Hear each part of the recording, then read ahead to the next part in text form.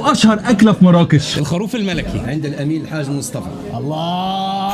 اهلا بكم في المغرب. انا وصديقي محمد الهادي اشهر مصري في المغرب هياخدني يفسحني فسحه اكل جامده جدا في مراكش. واحده من اقوى واشهر الاكلات اللي موجوده في مراكش هي خروف الملكي، علشان يطلع الخروف كامل ويتقطع على الترابيزه قدام الناس. وليه بقى سموه الخروف الملكي؟ علشان الحاج الامين مصطفى كان طباخ الملك الحسن الثاني. فرن مليان خرفان بتستوي في 3 ساعات، يوزنوا على الميزان، يحطوا في الطبق مع الخبز، وهي دي الاكل. بص الجمال، بص الحلاوه.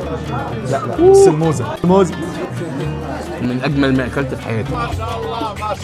هذا مشكل خيار، مانجا، بابايا واناناس خضره مشكل ببرتقال. عصير ديالي ماشي. حلو قوي قوي قوي. الشوربه الحريره المغربيه بالحمص والعدس والشعريه والقزبره وكرافس، مطيشه بلديه وروميه. ايه الجمال ده؟ ما اشربش بقى شوربه من غير السيترون.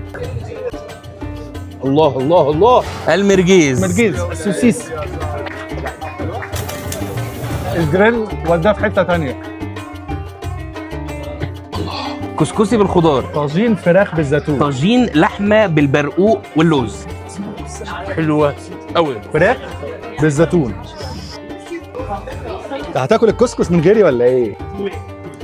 حلوه قوي. الثوم والكمون والزعفران شعراء السمن، نروح السمن الحي، هذه خاصه بمراكش. طعمها حلو قوي وطريه قوي. بستيله عجينه زي الجلاش، عليها سكر وقرفه من بره بس الحشو فراخ.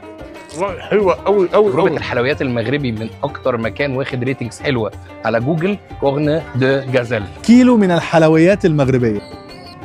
طب احنا هنعيش بقى مع الطبق ده ونشوفكم بعدين.